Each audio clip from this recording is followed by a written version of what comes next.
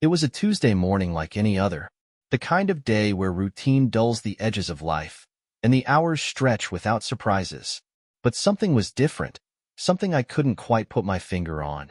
My wife, Clara, had been working remotely for nearly 2 years now.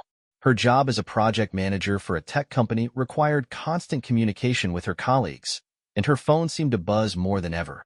I told myself it was normal, that it came with the territory of her role. But lately, a particular name kept popping up in our conversations: Luke. She'd casually mention him while talking about her meetings or laugh at something funny he'd said in their Slack group. At first, it didn't bother me. Luke was just another name among her team, a colleague. But as weeks passed, his name began to stick in my mind. It wasn't what she said, it was how she said it. She'd light up when she mentioned him, her tone warmer, her voice carrying a slight edge of excitement that I hadn't heard in a while. I chalked it up to her enjoying the camaraderie of work, especially since she missed office interactions. But then there were the whispers, the late-night work calls that required her to step out of the room, the muted laughter through closed doors, the messages she quickly dismissed when I walked into the room. I started to notice how she clung to her phone, keeping it face down on the table, even during dinner. Still, I pushed the unease aside. She'd been my wife for 8 years, my best friend, my partner. We'd faced hardships, celebrated triumphs, and shared a life that, while imperfect, was ours. Trust was the bedrock of everything we had built. But trust has a funny way of whispering when it starts to crack. And deep down, I couldn't ignore the voice growing louder in the back of my mind. That Friday, Clara told me she needed to step out to run an errand. Nothing unusual. She said she had to return a package. She kissed me on the cheek before grabbing her laptop bag and heading out. I waved her off, trying to ignore the knot in my stomach that had been growing for weeks. After she left, I went back to cleaning up the kitchen, but my mind wouldn't stop spinning. It wasn't just her recent behavior. It was the changes in her demeanor, her attention to details that didn't seem directed toward me anymore. The smile she used to save for me now seemed reserved for her phone screen. I told myself I was overthinking it. Marriage has its ebbs and flows, right? This was probably one of those moments where you just had to let things ride. But then I saw her laptop on the dining table. She never forgot her laptop. It was her lifeline to work, always by her side. If she had a meeting or even the briefest email to send, it was her go-to device. So why had she left it behind? I froze for a moment, my mind racing.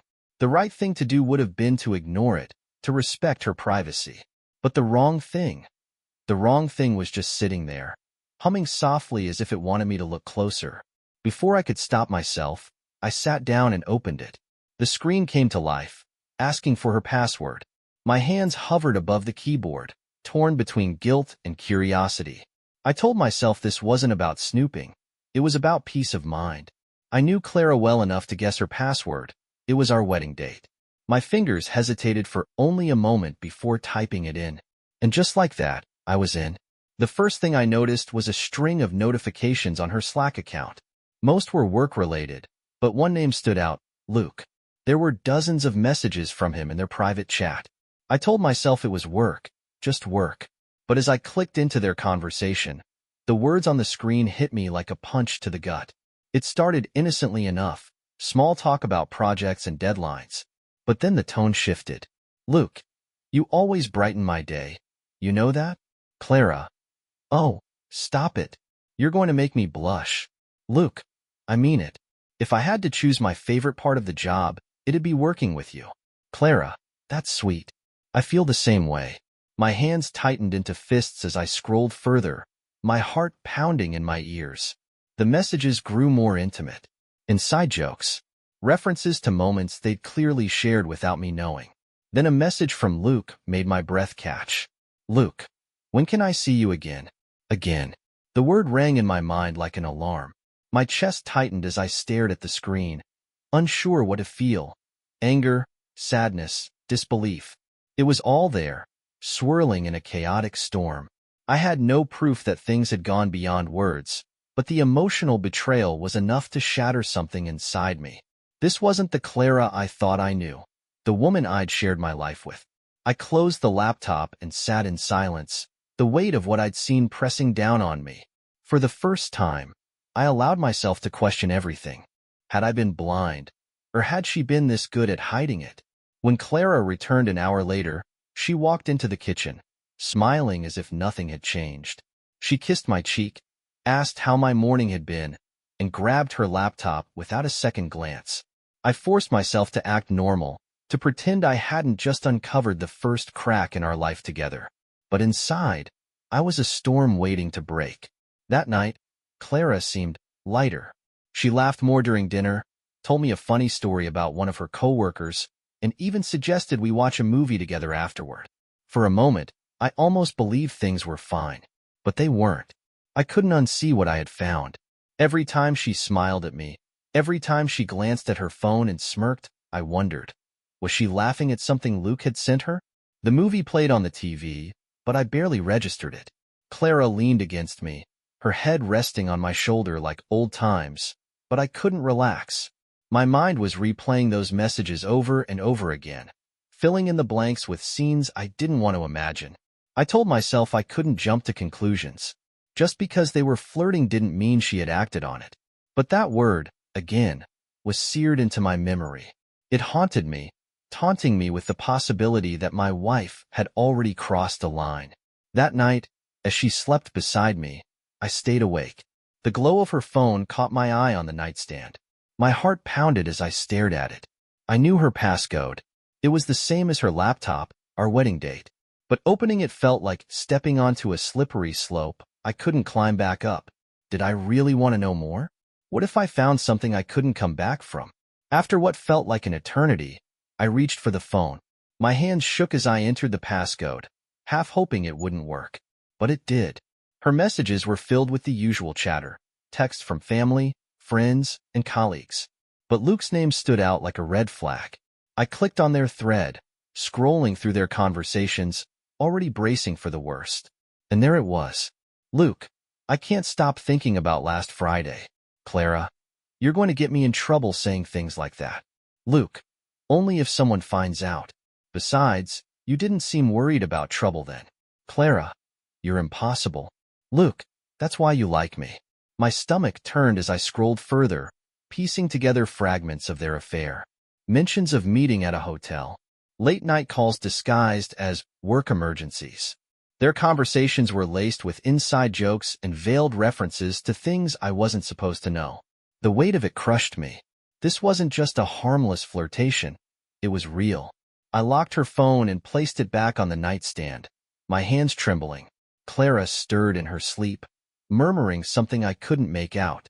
I stared at her, feeling like I didn't even recognize the person lying next to me. For the first time in our marriage, I felt like an outsider in my own life.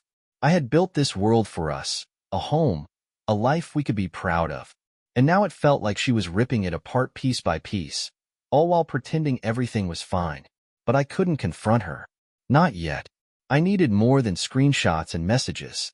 I needed proof, irrefutable proof that would leave her no room to deny what she'd done. The next morning, I told Clara I had an early meeting and left the house before she woke up. But instead of going to work, I drove to a small electronics store on the other side of town. The clerk, a young guy with a mop of curly hair, greeted me with a smile. "How can I help you today?" "I need something to monitor a phone," I said hesitantly, lowering my voice. His eyes lit up with understanding. "Ah, I see. You're looking for tracking software?" I nodded, feeling a pang of guilt even as I said it. Something discreet. Nothing that would alert the user. He led me to a shelf of devices and apps designed for parental controls and employee monitoring. I bought the most discreet option available, a small tracker that could be installed in minutes. By the time I got home, Clara had already left for her yoga class. I sat at the kitchen table, staring at the tracker in my hands, questioning whether I was making the right choice. But then I thought about Luke, about the way she smiled when she mentioned him, about the messages I'd read. And I knew I couldn't turn back now. This wasn't about paranoia anymore. This was about finding the truth. The tracker was easy to install. Clara's phone was always nearby. So while she showered that evening, I took the opportunity. My hands moved quickly, trembling as I worked, but I got it done. A sinking feeling settled in my chest as I put her phone back exactly where it had been. Guilt clawed at me. Was I any better for spying on her? But that thought was silenced by another. You wouldn't have to do this if she weren't lying to you. The next few days were excruciating. I didn't check the app immediately, trying to convince myself that maybe I was overreacting. Maybe, just maybe, she'd end it with Luke before it spiraled any further. But by Thursday evening, I couldn't hold back any longer. While Clara was on a work call in the other room, I opened the app and let the reality hit me. The tracker revealed everything: her location history, texts, and call logs. And what I saw left no room for doubt. That afternoon, while I thought she'd been running errands, she'd gone to a boutique hotel downtown. The timestamps didn't lie. She'd been there for over 2 hours. I clenched my jaw as I scrolled further. Messages between her and Luke appeared, timestamped during her supposed yoga class last week. Luke, I got the room. Can't wait to see you. Clara, you're terrible. You know that? Luke, you love it. Clara, see you at 3. I set my phone down, staring blankly at the table as a wave of anger and sadness washed over me. I'd held out hope that there was an innocent explanation, but there wasn't.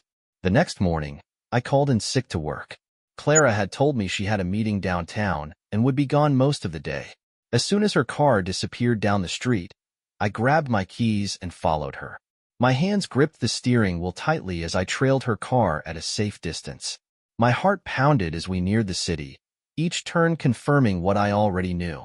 Sure enough, she pulled into the same boutique hotel I'd seen on the tracker. I parked a block away, my pulse racing as I watched her get out of the car. She wasn't dressed for a meeting.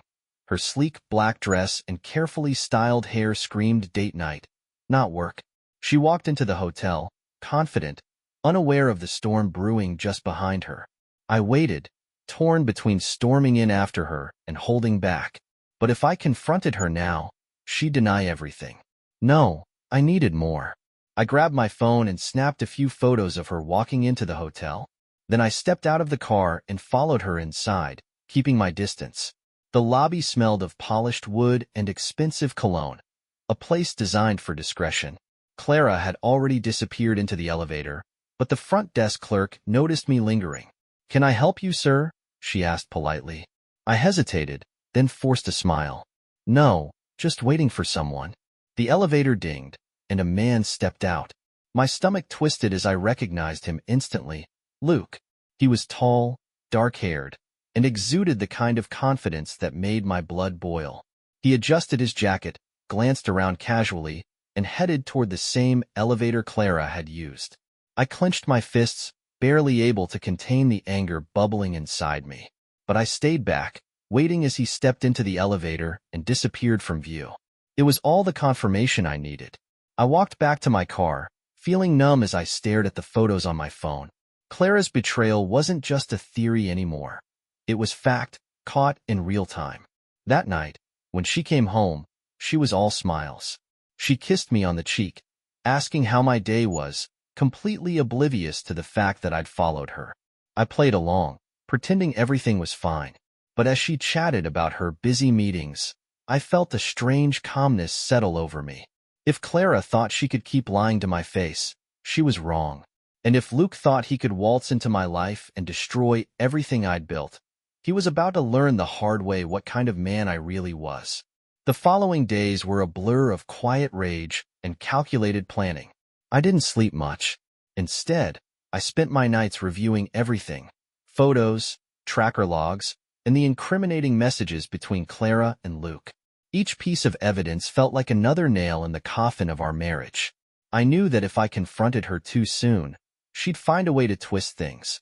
Clara was smart, persuasive, and if I wasn't careful, she'd flip the narrative to make me look like the bad guy. So, I kept my head down and played the part of the loving husband, all while plotting my next move. My first step was to gather more evidence. I reached out to an old friend, James, who worked as a private investigator. He'd helped me once years ago with a work-related issue, and though I hadn't spoken to him in a while, I knew he was discreet and trustworthy.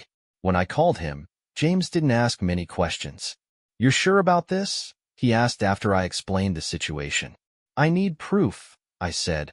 my voice steady despite the storm raging inside me. Proof that leaves no room for doubt. All right, James said. Send me what you have so far, and I'll take it from there. Over the next week, James followed Clara while I kept up appearances at home. He trailed her on her errands and meetings, capturing photos and videos of her rendezvous with Luke. The footage was devastating. Shots of them laughing together at the hotel bar, walking arm in arm down the street, and disappearing into the same room time after time. One night, James sent me a folder with everything he'd collected.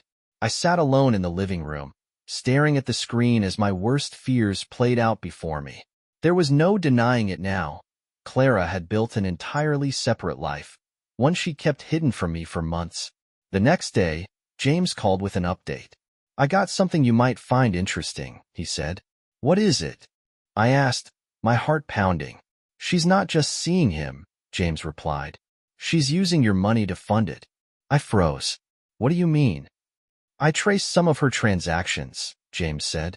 She's been transferring money to a personal account under Luke's name. Thousands of dollars over the last few months. My hands tightened around the phone as James continued. I also found out she's been withdrawing cash regularly, likely to cover their hotel stays. And get this, she's been dipping into your joint savings account to do it. My jaw clenched as anger coursed through me. Clara wasn't just cheating. She was stealing from me to fund her affair. That night, I sat at the dining table with a drink in hand, staring at the stack of evidence James had sent me. Clara was upstairs, chatting on the phone in a hushed tone that only fueled my suspicions. I knew who she was talking to. I took a deep breath, trying to calm the storm inside me. It wasn't just about what she'd done anymore. It was about how she treated me, like a fool, a disposable piece of her life she could cast aside whenever she wanted. But I wasn't going to let her get away with it. The next morning, I made an appointment with a divorce attorney. I laid everything out on the table, the photos, the messages, the financial transactions. The lawyer, a sharp, no-nonsense woman named Elaine, listened carefully, her expression unreadable. When I finished, she leaned back in her chair and folded her hands. You've got a strong case, she said. With this evidence, you'll have the upper hand in court. We can make sure she doesn't walk away with a dime more than she's entitled to. I nodded, my resolve hardening. Good. I want this done right. Elaine tilted her head, studying me. Can I offer you some advice? Of course, I said. Don't let your anger dictate your decisions, she said. I know you're hurt, but the best way to come out of this on top is to stay calm and calculated. Let the facts speak for themselves. Her words stuck with me as I left her office. I couldn't afford to lose my cool, not yet. If Clara wanted to play games, I'd show her that I was better at them. For now, I'd keep pretending. Let her think she was still in control. But when the time came, I'd make sure the truth hit her like a freight train. The days that followed felt like walking a tightrope. I acted like nothing was wrong, even as my mind raced with the weight of what I knew. Clara seemed oblivious, smiling and laughing as though our life was still intact. But now, every time she touched me, every time she kissed my cheek, it felt hollow, fake. I didn't know how much longer I could keep up the act. The lies she told so effortlessly, the way she carried on as if she wasn't shattering everything we'd built, it was suffocating. Then came the moment that pushed me over the edge. It was a Saturday afternoon. Clara told me she was heading to the gym, but I knew better. I'd already checked the tracker and seen where she was going.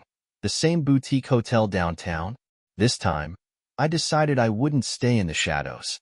I was done watching from a distance while she lived a double life. I followed her car into the city, parking a block away from the hotel. My heart pounded as I watched her step out, her gym bag slung casually over her shoulder. She wasn't wearing workout clothes, just a fitted dress and heels, her hair carefully styled. She walked inside, completely unaware that I was there. I waited a few minutes before following, my pulse racing as I stepped into the hotel lobby. The clerk at the front desk looked up as I approached. "Can I help you, sir?" "Yes," I said, my voice steady. "My wife just checked in. Clara, could you tell me which room she's in?" The clerk hesitated, her polite smile faltering. "I'm sorry, sir. We can't give out that information." I forced a tight smile. "Look, I'm not here to cause trouble. I just need to talk to her. It's important. Before the clerk could respond, I spotted Luke stepping out of the elevator. He was dressed casually, but his confident swagger made my blood boil. He didn't see me at first, his focus on his phone as he walked toward the bar. I moved without thinking, crossing the lobby and stepping directly into his path. He looked up, startled, as we made eye contact. "You must be Luke," I said, my voice cold. His confusion quickly turned to smug recognition. "And you must be Clara's husband," he said, his tone dripping with arrogance. I clenched my fists, fighting the urge to knock that smirk off his face. "Where is she?" Luke raised an eyebrow, pretending not to understand. "Who?" "Don't play dumb," I snapped. "I know everything. The hotel, the money, the texts. So, I'll ask you again. Where is she?" For a moment, Luke just stared at me, clearly weighing his options. Then he shrugged. "She's upstairs. Room 412. But if you're here to yell at someone, save it for her. She's the one who came to me." I ignored him, storming past toward the elevator. My chest tightened as I pressed the button for the 4th floor, the seconds feeling like hours as the elevator crawled upward. When I reached her door, I stood there for a moment, my fist hovering just above the wood. My mind raced with what I was about to do. I could hear faint laughter inside. Her laugh, carefree and light, as though she hadn't turned my world upside down. Finally, I knocked. The laughter stopped, replaced by hushed whispers. A few moments later, the door opened. There she was, Clara. Her face froze when she saw me, her smile dropping like a mask that had slipped. "Surprised to see me?" I said, my voice sharp. "Ethan," she stammered, glancing back into the room. "What are you doing here?" "What am I doing here?" I repeated, stepping forward and forcing her to back up. "I could ask you the same thing." Luke appeared behind her, leaning casually against the doorway with a smug grin. "Hey man, no need to get worked up." My eyes locked onto his, my rage barely contained. "You, stay out of this." I turned back to Clara, my voice trembling with anger. How long have you been lying to me?" She looked down, avoiding my gaze. "Ethan, please. Can we talk about this later?" "No," I said firmly. "We're talking about it now. Here. In front of him, since you've clearly decided he's worth throwing away our marriage for." Luke started to say something, but I cut him off. "Don't. You've done enough." I turned back to Clara, my voice softening just enough to mask the pain beneath the anger. "Why, Clara? Why did you do this to me?" Her eyes filled with tears, but I didn't feel sympathy. Not anymore. She had made her choices, and now it was time to face the consequences. Clara stood there, her face pale, her lips trembling as if she couldn't find the words. For a moment, I thought I might see regret, true regret, but instead, she looked past me, avoiding my eyes. "Ethan, please," she whispered. "Let's go somewhere private to talk about this." "Not here." "Private?" I scoffed, glancing around the hotel room. The irony wasn't lost on me. "You mean like this private little hideaway you've been sneaking off to?" "Don't worry, Clara. I'm not here to embarrass you. I'm here for the truth." Luke, still leaning against the wall like he had nothing to lose, let out a low chuckle. "Man, this is getting dramatic. Maybe we should all just take a breath?" I snapped. Without thinking, I closed the gap between us and grabbed him by the collar, slamming him against the wall. His smirk vanished as my face came inches from his. "You don't get to laugh," I hissed through clenched teeth. "You don't get to play this cool while you've been sneaking around with my wife." "Ethan," Clara cried, rushing forward to pull me back. "Stop. Please, don't do this." I let go of him, my hands shaking as I turned to face her. "Don't do what, Clara? Don't show how much this is tearing me apart?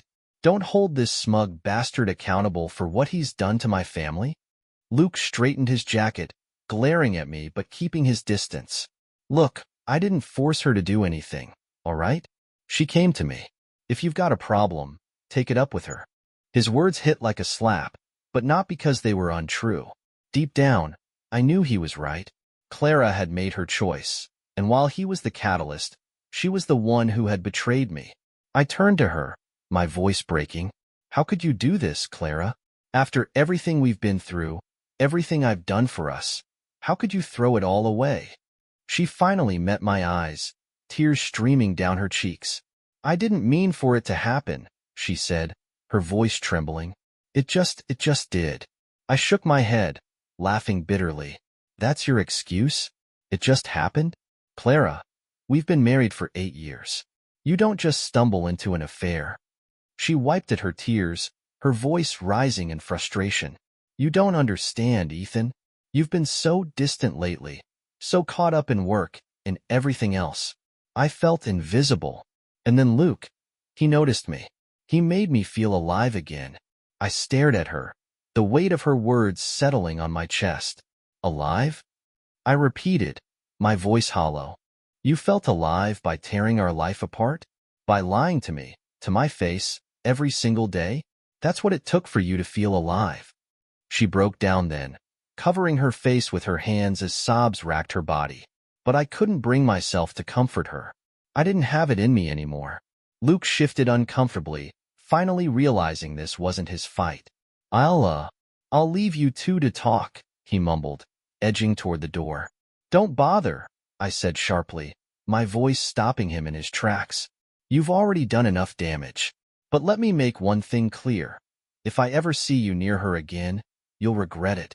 He raised his hands in mock surrender, muttering something under his breath as he slipped out of the room. The door clicked shut behind him, leaving Clara and me alone in the silence. I turned back to her, my anger giving way to exhaustion. Why didn't you just talk to me, Clara? Why didn't you tell me you were unhappy instead of running to someone else? She dropped her hands, her tear-streaked face a mixture of guilt and defiance. I tried, Ethan, she said softly, but you weren't listening. You never listened. Her words stung, but I wasn't ready to let her shift the blame. Don't put this on me, I said, my voice cold. I might not be perfect, but I never gave up on us. I never turned my back on you. The room fell silent again, the weight of everything unsaid pressing down on us. For a moment, I thought she might apologize, truly apologize. But instead, she lowered her gaze, as if the fight had drained out of her. I'm sorry, she whispered. I never wanted to hurt you, but I don't know if we can fix this. Her words hit me harder than anything else. I felt the ground shift beneath me, the reality of what she was saying sinking in. Neither do I said quietly, turning toward the door. As I left the room, I felt a strange mix of emotions. Anger, sadness, betrayal, and something else. Resignation. The woman I had loved for so long wasn't the person I thought she was anymore. And as much as it hurt, I knew this was only the beginning of what would come next. The drive home was a blur. My hands gripped the wheel tightly, my mind racing with everything Clara had said, and everything she hadn't. Her betrayal wasn't just a single event. It was a choice she made over and over again. A choice to lie, to hide, to destroy everything we had built. When I got home, I poured myself a drink and sat in the dark, staring at the wall. I wanted to feel angry, to scream and punch something, but all I felt was hollow. The woman I had loved, the woman I thought I knew, was gone. I spent the weekend in silence, avoiding Clara. She tried to talk to me once, but I brushed her off, saying I needed space. And I did. But more than that, I needed clarity. By Monday, I knew what I had to do. This wasn't about revenge anymore. It was about reclaiming my life. I met with Elaine again, laying out my plan. The evidence I had gathered wasn't just about the affair. It was about the financial betrayal as well. Clara had used our joint savings to fund her escapades, and I wasn't going to let her walk away with a single dime more than she deserved. Elaine was impressed. You've done your homework, she said, flipping through the files. With this, we'll have a strong case in court. She won't be able to deny any of it. That's the point, I said. I want her to face the truth. No more lies. We finalized the divorce papers, ensuring everything was airtight. Clara would be served by the end of the week, and when the moment came, I wanted to be ready. The morning Clara was served, I made sure to be home. I wanted to see her face when the papers landed in her hands. When the knock came at the door, she opened it, only to be greeted by the process server. Her confused expression quickly turned to shock as she read the documents. "Ethan," she said, turning to me, her voice trembling. "What is this?" "It's exactly what it looks like," I said coldly. "I'm done, Clara. Done with the lies, the betrayal, all of it." Tears filled her eyes, but I didn't waver. For once, I felt like I was in control, like I was taking back the power she had stolen from me. The days that followed were chaotic. Clara called me relentlessly, begging to talk, to explain. But I had nothing left to say. She'd made her choices, and now she had to live with the consequences. Word of our divorce spread quickly among friends and family. Most were shocked. No one had seen it coming. Clara spun her version of the story, painting herself as the victim, but the evidence I had made it impossible for her lies to stick. Luke, it seemed, had disappeared from her life as quickly as he'd entered it. I heard through the grapevine that he'd moved on, leaving Clara to pick up the pieces alone. As the weeks passed, I started to feel lighter. The weight of Clara's betrayal no longer consumed me, and I began to focus on myself. I threw myself into work, reconnected with old friends, and even started going to the gym. One day, I received a call from James, my private investigator. "Thought you might want to know," he said. "Clara's been trying to reconcile with Luke, but he's not interested. She's in over her head financially, and from what I can tell, she's struggling to keep up." A part of me felt vindicated, but I pushed the thought aside. Her downfall wasn't my concern anymore. Months later, the divorce was finalized. Clara walked away with a fraction of what she had hoped for, while I retained the house and the bulk of our savings. It wasn't about the money. It was about the principle. For the first time in years, I felt free. Free from the lies, the manipulation, and the constant doubt that had plagued me during the last months of our marriage. One evening, as I sat on the porch watching the sunset, I realized I wasn't angry anymore. Clara's betrayal had hurt, but it hadn't broken me. If anything, it had made me stronger. One day, I received a message from Clara. It was short and to the point. "I'm sorry for everything. I know I hurt you, and I'll never forgive myself for what I did. I just hope you can find happiness again." I stared at the message for a long time, debating whether to respond. In the end, I decided to let it go. Her apology didn't change the past, and I didn't need closure from her anymore. Life moved on. I started dating again, cautiously at first, but eventually, I met someone who reminded me of what love was supposed to feel like. Easy, honest, and full of joy. Clara became a distant memory, a lesson I would carry with me but never dwell on. I realized that her betrayal, while painful, had taught me something valuable. My worth wasn't tied to someone else's choices. And so, I moved forward, not with vengeance in my heart, but with peace. I had taken back control of my life, and for the first time in years, I was truly happy.